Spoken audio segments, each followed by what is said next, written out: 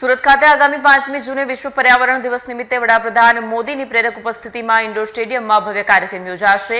કાર્યક્રમના નોડલ અધિકારી તરીકે ઉર્જા અને પેટ્રોકેમિકલ્સ વિભાગના અગ્ર સચિવ અશ્વિની કુમારે ઉચ્ચ અધિકારીઓ સાથે સમીક્ષા બેઠક યોજી તડામાર તૈયારીઓનો રસ્તો કર્યો।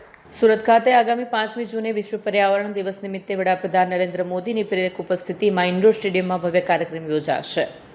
કાર્યક્રમના નોડલ અધિકારી તરીકે ઉર્જા અને પેટ્રોકેમિકલ્સ વિભાગના અગ્ર સચિવ અશ્વિની કુમારે ઉચ્ચ અધિકારીઓ સાથે સમીક્ષા બેઠક યોજી। બેઠકમાં જિલ્લા collector Tejas Parmar, municipal commissioner M Nagarajan, police અધિકારીઓ સહિતના અધિકારીઓએ મુખ્ય સ્ટેજ બેઠક, બેનર હોર્ડિંગ્સ, કાયદો વ્યવસ્થા અને પાર્કિંગ જેવી વ્યવસ્થાઓની વિગતો આપી। અશ્વિની કુમારે કાર્યક્રમમાં શહેરના પ્રબુદ્ધ નાગરિકો, ઉદ્યોગપતિઓ અને સમાજશ્રેષ્ઠીઓની ઉપસ્થિતિમાં સફળ આયોજન માટે અધિકારીઓને માર્ગદર્શન આપ્યું છે।